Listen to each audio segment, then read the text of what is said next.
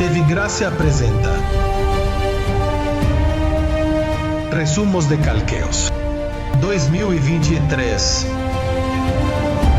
As palavras inefáveis de Deus que sobreedificam e nos levam rumo para a grande transformação.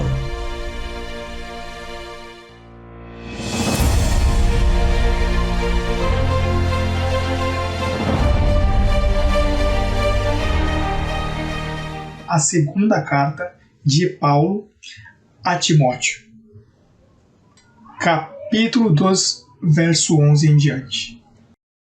Diz assim a palavra do Senhor. Palavra fiel é esta. Esse é o tema desta mensagem. Palavra fiel. E qual é a palavra fiel? Aqui vamos ler agora. Diz: palavra fiel é esta. Se estamos mortos com ele, o que diz? Também viveremos com ele. Diz que estamos mortos com ele, também viveremos com ele. Mas isso é, estamos mortos com ele. A Bíblia diz, em 2ª carta aos Coríntios, no capítulo 5, verso 14, diz que um morreu, logo todos que morreram. Ou seja, que isso é um trabalho de imputação.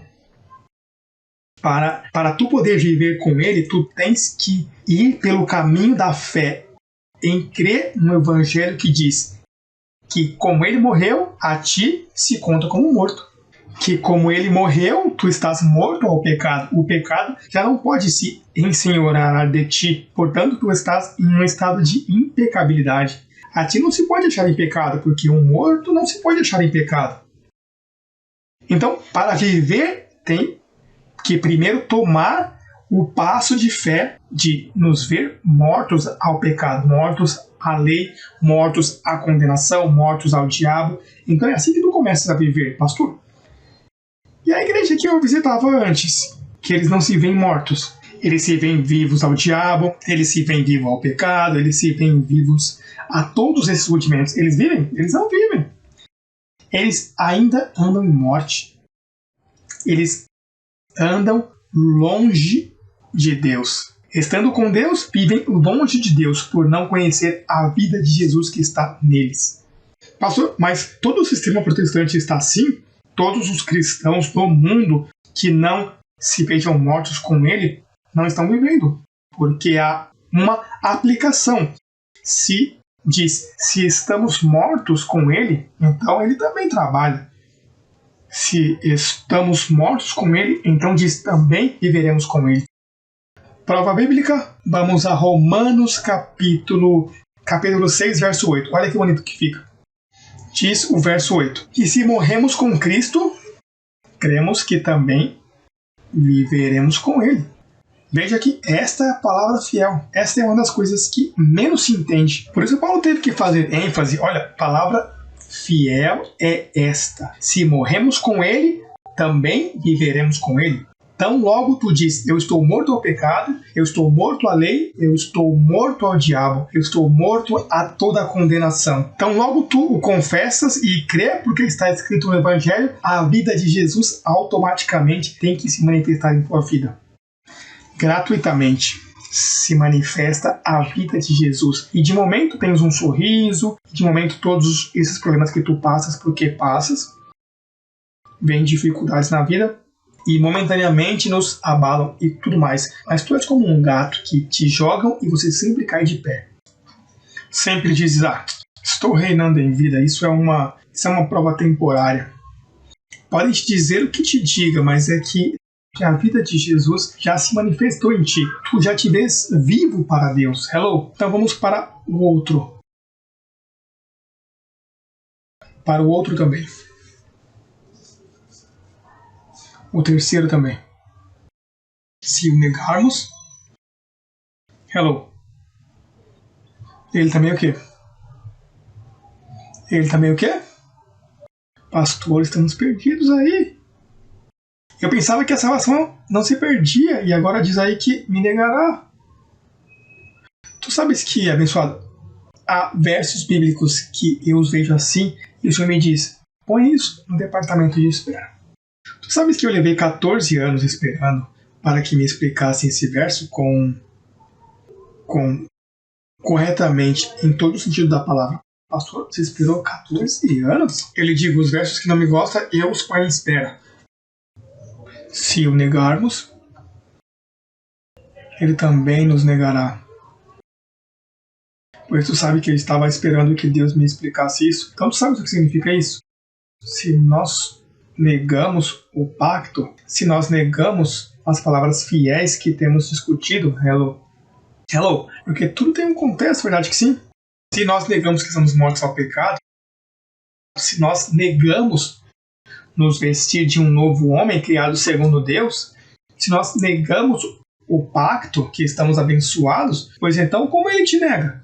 Ele te nega não te dando a manifestação da vida, a manifestação angelical e o cuidado que ele tem. Por isso que por aí há alguns que dizem, ele crê que é o dono da franquia da verdade. Porque eles escutam a nós e de nós aprendem. E depois têm a coragem de dizer, isso está escrito aí, isso é para pregar qualquer um. Então me negam.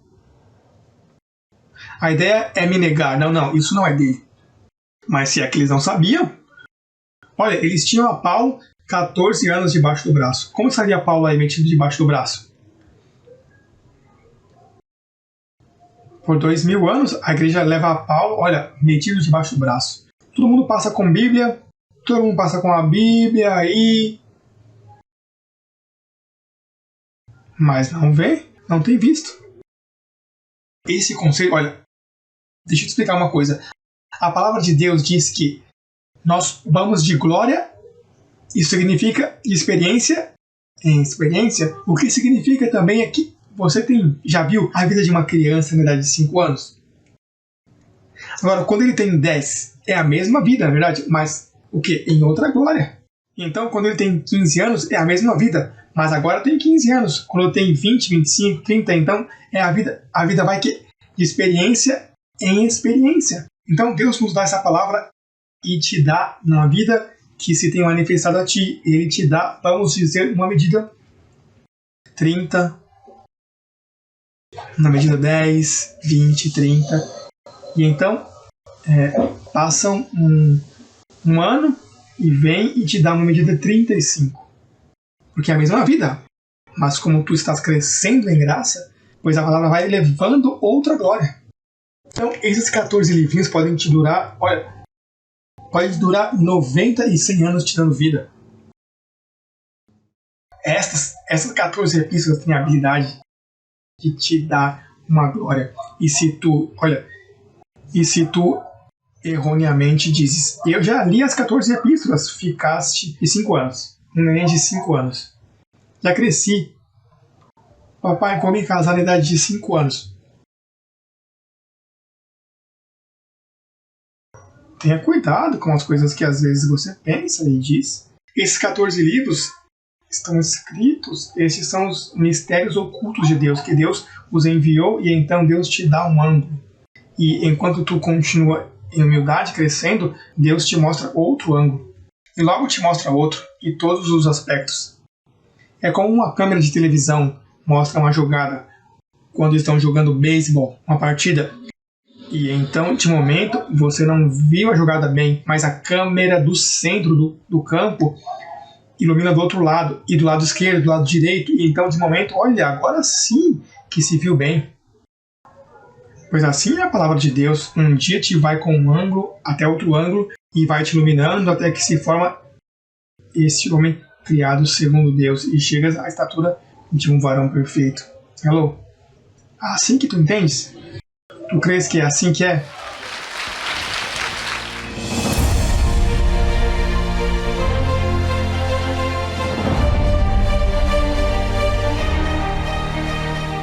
Nós temos uns princípios que se violam. Imediatamente anulamos o sacrifício de Cristo. Segunda carta aos Coríntios, capítulo 5, verso 16. Já lemos muitas vezes, mas isto tem outro ângulo, outro corte. temos que dar leitura. Porque eu não vim falar do meu nem do de ninguém. Eu vim falar do que está escrito. Não posso lhe adicionar nem lhe tirar. E aqui sim que se aplica. João, lá em Apocalipse, nos ameaça que tirar o espírito desta profecia às pragas. As pragas eles tinham colocado em cima. Mas aqui sim que não se pode tirar. Verso 16. De maneira que nós, daqui em diante, a ninguém conhecemos segundo a carne. E ainda, se a Cristo conhecemos segundo a carne, já não conhecemos assim. Porque tu não podes conhecer a Cristo segundo a carne. Tanto que o adoram, o tanto que o celebram em Semana Santa, porque Cristo, conforme a Romanos 8,3, quer lê-lo? Porque não podes conhecer ainda nem a Cristo conforme a carne. Olha o que diz Romano, que essas são verdades que só o apóstolo Paulo falou. Romanos capítulo 8, verso 3. Olha o que diz. Temos todos?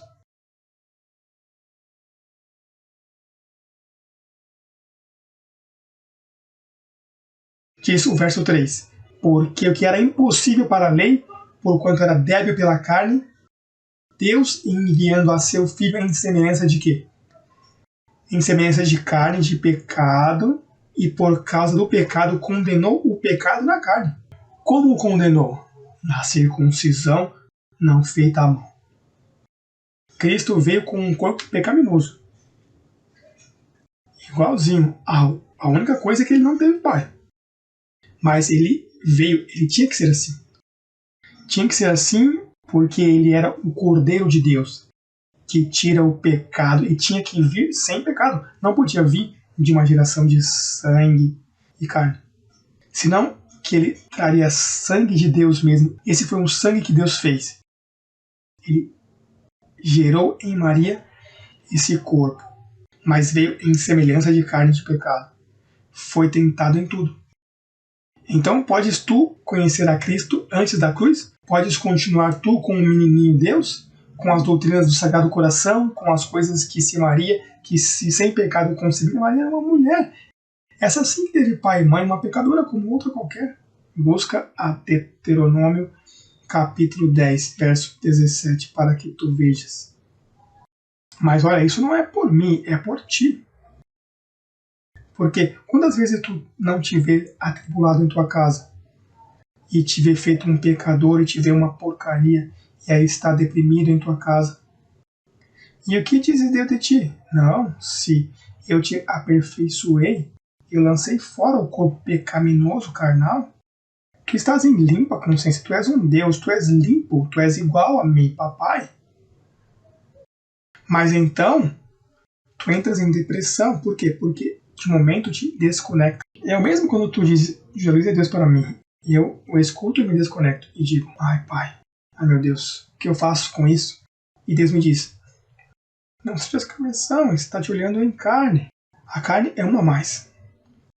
Como foi Jesus de Nazaré. Um a mais em carne, em semelhança de carne e de pecado. Mas se tu és um Deus, eu sou um Deus. Todos somos deuses. Agora veja o que diz em Deuteronômio capítulo 10, verso 17. Diz, porque o Senhor, Jeová naquele tempo, porque Jeová vosso Deus é Deus. De quê? E Senhor de quê? Isso Moisés já o vinha dizendo. Ou seja, Deus não é Deus de cavalos, nem de carne, nem de vacas. Deus é Deus de senhores. E se na cruz ele tirou o corpo pecaminoso carnal, ou tirou sim ou não? Então tu és um pecador. Tu és um ser perfeito. Isso é o que tu és. Mas dizer ao que fazer tem um grande caminho. E então Deus diz de ti umas coisas como diz de mim. Mas o problema é chegar a se tornar no que Deus diz que tu és. Isso é uma luta grande, leva anos. Leva anos não dizê-la no que se é evidente, no que se torna a forma de teu ser. Aí é onde está o detalhe, porque tu dizes aqui comigo agora, mas tu vai para a tua casa e aí entra uma chamada telefônica, aí entra em tribulações entre tu e tua companheira, Aí vem muitas coisas. Ou comes algo, te cai mal, e amanhã feito uma porcaria. Aí se espera, cada vez que tu vens aqui, diz, eu sou o que Deus diz que eu sou. Então vem os anjos. Vamos ver se aí é verdade. Aí te mete na prova de fogo. Aí começa a graduação, a fornalha de fogo a tirar o lixo do teu metal.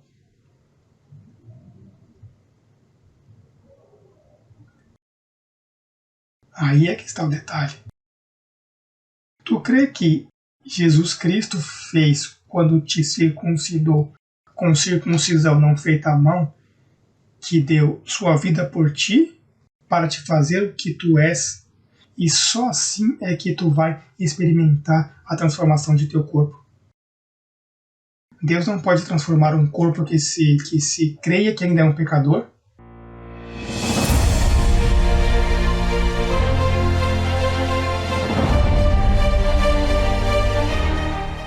Então, vamos ver como começou a prevaricação e como Jesus advertiu. Primeiramente, em Mateus capítulo 10, versos 5 e 6. Olha o que diz esse verso. Diz, por caminho de gentios não vais. Por que Jesus disse isso? Que é mal caminhar por algum país? Não era isso. O que estava tratando de dizer é, vocês estão pregando verdade? Pois para o caminho dos gentios, quando vão com essa pregação, não leve aos gentios. Isto é para as ovelhas perdidas da casa de Israel. Isso é circuncisão. Porque Jesus de Nazaré não foi cristão. Ele era um perfeito legalista. Ele cumpria a lei. Esse sim que era perfeito legalista, porque cumpria integralmente para lhe pagar. Mas diz, por caminho dos gentios não vais, nem em cidade de samaritanos entreis. Não entrem aí, não levem essa mensagem, porque eu tenho para os gentios algo melhor, que é o novo pacto. Em Gálatas capítulo 1, verso 8 diz, mas se ainda nós, ou um anjo do céu, a Pedro o tinham como um anjo, vos anunciar um outro evangelho diferente do que temos anunciado, ou seja, anátema. Outro evangelho, Paulo está falando dele. O que Crescendo em Graça prega é o de Paulo. O que pregam os protestantes em Roma é o de Pedro. Esse é o outro. Por isso é que estão em anátema. Todos os ministérios estão em anátema. Se você está casado com um ressuscitado, você está em anátema. Eu posso dizer com um sorriso sério, eu não estou chateado, estou te dizendo a verdade, conforme o evangelho de Paulo. Se você não está nas 14 epístolas de Paulo, você está em anátema, você é um maldito, estás pregando por ventre, por ganância desonesta. Esse dízimo que tu recolhes, essas ofertas, essas esmolas que tu recolhes na missa, tudo isso é ganância desonesta, está roubando o povo, estás roubando a Deus. Então, veja que Paulo ainda lutou com Pedro. Em Gálatas 1, verso 18, diz, depois que passados 3 anos, subi a Jerusalém. Subi aonde? A Jerusalém. Para ver a quem? A Pedro. E onde estava Pedro? Em Jerusalém. E permaneci com ele 15 dias. Em 15 dias, tu sabes, ele disse, olha Pedro, não te ofendas, não fique chateado comigo, mas eu tenho outro evangelho. A mim é da incircuncisão. E o teu é da circuncisão. A incircuncisão foi o que Jesus de Nazaré disse, que não leves para o caminho dos gentios. Assim, por favor, não seja prevaricador, Pedro. E tu sabes que Pedro não ia dar seu braço a torcer, porque é um prevaricador. Esse é o primeiro prevaricador que existiu na Bíblia.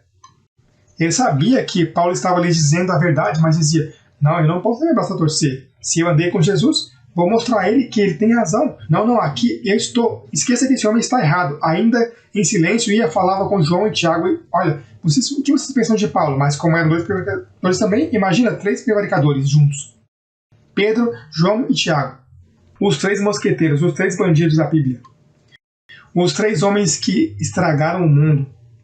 Verso 11, capítulo 2 de Gálatas. Mas quando Pedro, o prevaricador Pedro, veio a Antioquia, ele resistiu cara a cara, porque era de condenar.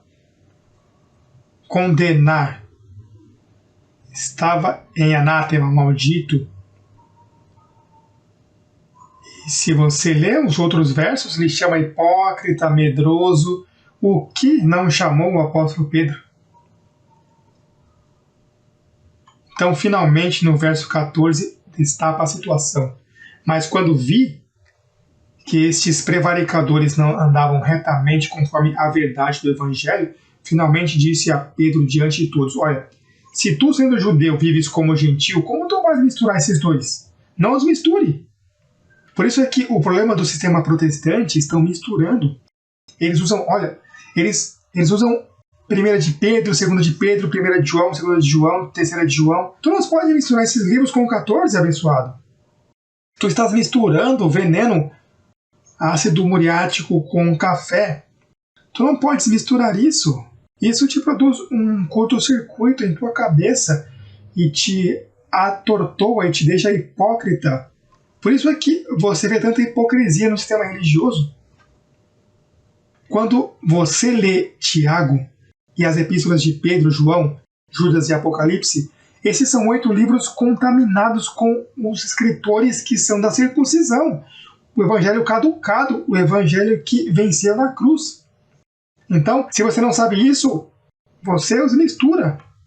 Ao os misturar, você não sabe o que está fazendo. Está levando morte na panela ao povo. Por quantos anos você vai continuar fazendo isso? Abençoado, tu tens que estudar de Romanos a Hebreus para que saibas qual é a verdade do evangelho. Para que vejas, para que não mistures, porque um pouquinho de levedura leveda toda a massa.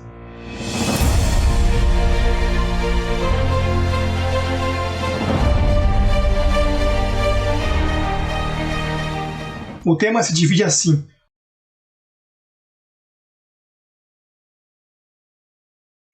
Nisso é que se baseia o engano dos falsos obreiros e dos falsos apóstolos.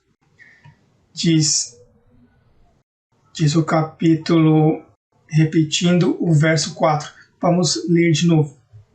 Porque se vem alguém pregando a outro Jesus do que o que temos pregado, e qual pregava Paulo? O que havia ressuscitado depois da cruz.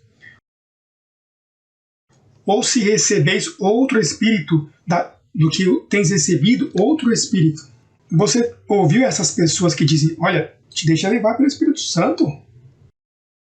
Me deixa levar pelo Espírito Santo? Com base em quê? Não, deixa te levar. Ou seja, tu busca e pergunta e te deixa levar, que te guie. O Espírito Santo não vem assim, abençoado. O Espírito Santo é o Espírito do Evangelho. O Espírito Santo te guia com base ao que está escrito. Imagina que eu agora pergunte, ó Jesus, me mostra a quem sirvo, a Jesus de Nazaré ou a Jesus ressuscitado. Me revela. Esse é outro Espírito, abençoado. Tu sabes quantas pessoas têm se perturbado procurando direção do Espírito Santo? Isso é como a mesa, essa que chama um tabuleiro, ou me revela e começam a procurar letras, nos revela se há outro espírito aqui neste quarto. Isso não tem sentido. Esses são sentidos extraviados. Nossas comunidades estão cheias de sentidos extraviados. São pessoas que não têm os pensamentos ordenados, não sabem se guiar pelo verdadeiro ensinamento do verdadeiro evangelho. Estão em outro espírito. Essas pessoas que têm saído de nós, se foram procurar outro espírito, entraram no labirinto. Espera, Luiz, não pode ser. Não pode ser o que ele diz. Tem que haver algo mais. A Bíblia não foi escrita para que ele só a explique. Tem que procurar outras explicações, outros professores que nos orientem. Mas por que tu não podes te orientar pelo Espírito do verdadeiro Evangelho da circuncisão? Diz outro Jesus, outro Espírito. Isso de estar procurando direção do Espírito Santo, abençoado, tu vais terminar. Assim estão os pentecostais, metidos em um quarto, orando, me revela, me manifesta, Espírito manifesta, me fala. Se ele já falou, o que ele falou está escrito. O mesmo Jesus de Nazaré o advertiu. Ele disse, olha, eu tenho muitas coisas que te dizer, mas agora vocês não podem suportar. como quem diz, deixa que eu morra e ressuscite, que eu vou lhes enviar a orientação. A orientação a enviou em 14 epístolas incorporadas. A verdade do Evangelho é que tu estás perfeito, de que o pecado foi tirado, que já foi destruído, de que tu estás curado, tu estás próspero. Esse é o Espírito que ia falar, falou, mas com base ao que Paulo escreveu. Não creram, mataram. Os apóstolos fizeram a vida dele impossível. Até que o mesmo Paulo não pôde fazer mais nada, além de dizer, olha, não julgueis nada antes do tempo. Isso está confuso, não julgueis nada, até que venha o Senhor e nos explique. Pois o Senhor chegou abençoado. O Senhor chegou através de minha pessoa. O Senhor está te falando, te dando as diretrizes corretas para que não caiais em outro Jesus, para que não caiais em outro espírito, senão que te guies pelo que está escrito.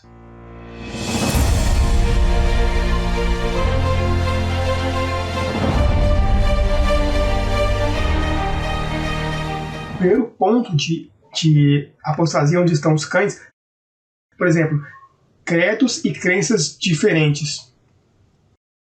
Todos creem diferente. Então, se todos creem diferentes e se gloriam disso, aqui não somos como alguns que creem tudo o mesmo.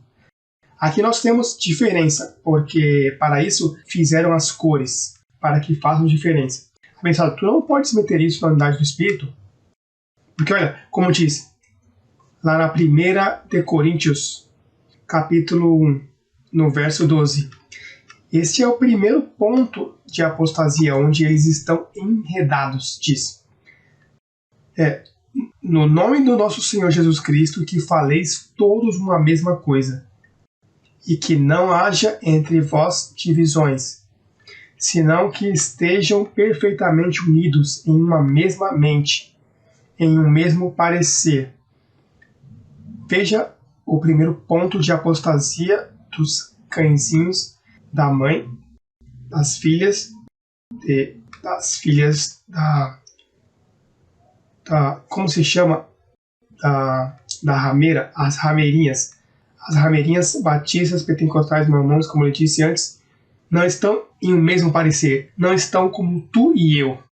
Ou seja, que nós falamos uma mesma coisa, estamos em um mesmo parecer, temos um mesmo sentir, mas eles não. Eles têm um montão de opiniões diferentes quanto à Bíblia.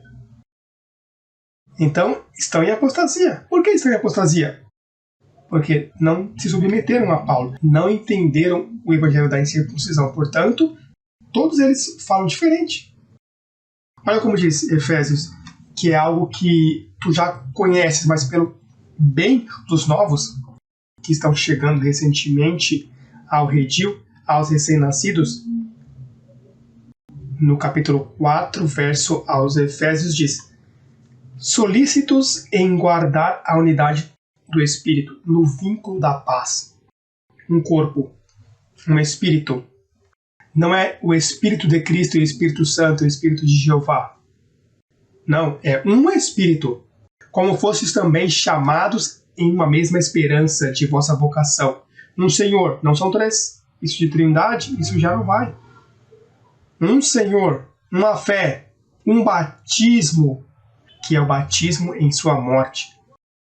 Portanto, estamos aqui apontando o grau de apostasia que tem os falsos irmãos que estão perto de ti, de onde tu congregas. Na esquina deve haver uma, na outra esquina deve haver outra. E todos creem diferentes. E pensam que tem o direito de pensar diferente, porque o estado de apostasia em questão lhes permite, bem, eu opino isso, e bem, eu opino isso, bem, mas podemos ser irmãos opinando diferente. Tu pode opinar diferente se tu gosta da carne bem cozida ou menos cozida, o arroz assim, mas na palavra tu não pode opinar diferente. Ou estás no assunto ou não estás no assunto. Aqui é uma mesma mente, um mesmo parecer, um mesmo sentir. Isso se chama a unidade do Espírito. Se tu não está assim abençoado, então tu não está com nós, com nós outros. Então se não está conosco, então está contra nós. Vamos falar agora a quarta apostasia, a santeria pentecostal. Você tem visto esses grupos que começam aleluia, e começam a chorar, e aleluia, e começam a sentir. Tenha cuidado com isso, que isso parece bom, tem aparência de piedade, mas nega a eficácia do assunto. Então, quando você vê na televisão que esses grupos estão aleluia, tenha cuidado com isso, porque é aleluia. Olha, se disserem Abba Pai, não estariam fazendo assim, senão Abba Pai, porque Abba Pai é afirmando algo, mas isso de aleluia, com um sentimento aí, para que sintam pena, e um sentimento de arrependimento, e começas a chorar e te lembrar das coisas ruins que fizeste. Não, abençoado, isso é como essas danças judaicas que tiram os sapatos e começam a dançar, parecem pipas brincando pelo altar. Isso aqui no reino não cabe. Aqui o que cabe é serenidade, bom proceder, domínio próprio, espírito de amor, de poder e de domínio próprio. Mas essas santerias, essas profetisas chamadas profetas, começam a profetizar para você. Eu me lembro quando eu ia no sistema que um de meus pés me agarrava e olha esses pés, e cuidado com esses pés, olha que Satanás está te cuidando, mas não tenha coragem de tocar graça às orações de tua mamãe. As orações de minha mãe, aqui cada um leva sua própria carga, que é isso que minha mamãe está orando por mim, ou meu papai está orando por mim. Aqui, se você não se cuida, tu tropeça em tua carne, não em nenhum diabo, nenhum espírito que vai te possuir. Isso de que o diabo, que tem um espírito que eu senti quando se deitou no meu lado, deixa essas bobagens, deixa essas bobeiras que parece que na mente tem muitos desejos enganosos e muitas coisas. Isso tem que se graduar, entendendo isso. Quantas vezes eu, deitado, não tinha ouvido isso e eu digo, o que é isso? E às vezes são coisas da carne, da mente, como sonhos. A pessoa começa a sonhar disparates de quantos tipos há. Então, isso nasce do diabo interno, do diabo carne.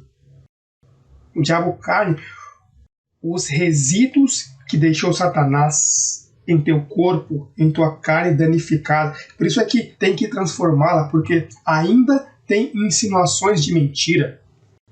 Então, esses evangélicos impondo mão, sai fora, sai, e gritam, e tu até brincas, porque fazem com te abre a boca assim, e te enche a cara de saliva, fora! E então tu crês, o que é isso? Qualquer um treme, qualquer um se assusta com um grito na cara que te digam, fora, fora! Então, tu tens que cuidar de todas essas mentiras, todos esses grupos religiosos enganosos.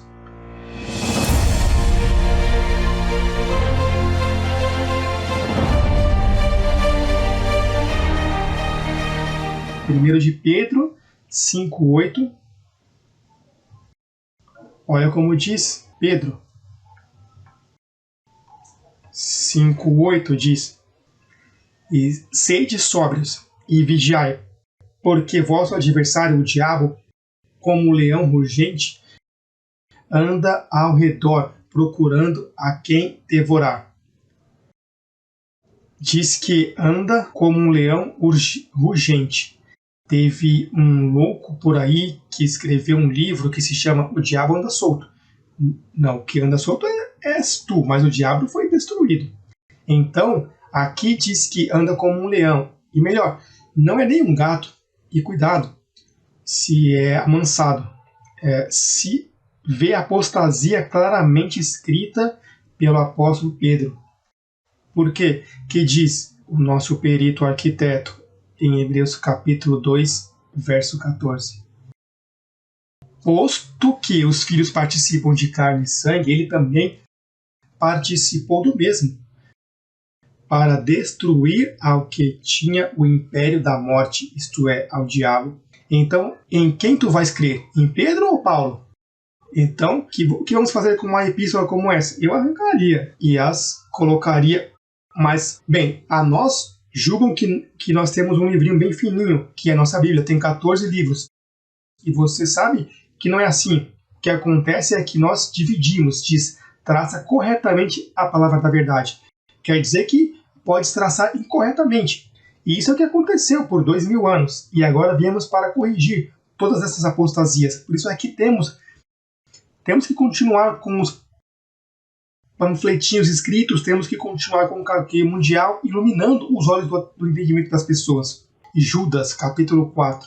Olha como diz no verso 4, o verso 4, porque é um só capítulo. Judas, antes de Apocalipse, diz: porque alguns homens têm entrado escondido, os que desde antes haviam sido destinados para esta condenação, homens ímpios, que convertem em libertinagem a graça de nosso Deus, e negam a Deus, o único soberano, o nosso Senhor Jesus Cristo. Então, ele estava se referindo aqui aos discípulos de Paulo, e a Paulo, que diz que convertem em libertinagem a graça de Deus. Paulo fala bem claro da graça, diz: a liberdade, como diz Paulo em Gálatas 5, para a liberdade temos sido chamados. A única coisa é que não usemos a liberdade para a ocasião da carne. Paulo o diz claramente, que é o verso 1 do capítulo 1, diz: a revelação de Jesus Cristo que Deus lhe deu para manifestar a seus servos as coisas que devem acontecer em breve. E a declarou enviando-a por meio de seu anjo a seu servo João. A declarou enviando-a por meio de seu anjo. Veja que com Paulo não foi assim. Paulo diz: Jesus Cristo mesmo me subiu ao paraíso e me explicou tudo.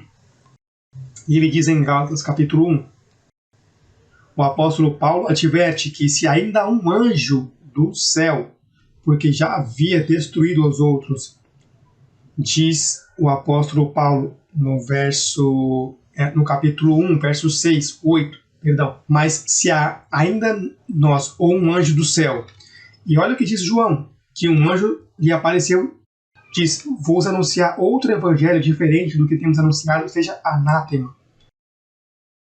Agora Paulo não diz, Paulo diz: vos faço saber, no verso 11 do capítulo de Gálatas, diz: mas vos faço saber, irmãos, que o evangelho anunciado por mim não é segundo o homem, pois eu não o recebi, nem o aprendi de homem algum, senão por revelação de Jesus Cristo. João te fala de um anjo que lhe apareceu. Paulo fala: a mim Jesus Cristo o revelou. Em quem você vai confiar? Vai continuar confiando nessas cartas? Olha, Apocalipse eu uso porque eu sou o único na Terra que tem autoridade para extirpar certos códigos que estão trancados aí. Mas isso é um livro que não é inspirado. Ao contrário, é um livro mal interpretado. Ao contrário, é um livro de confusão. Por isso é que João diz: ouvi e não entendi. O que vai entender com essa mente religiosa que tinha? Não entender nada.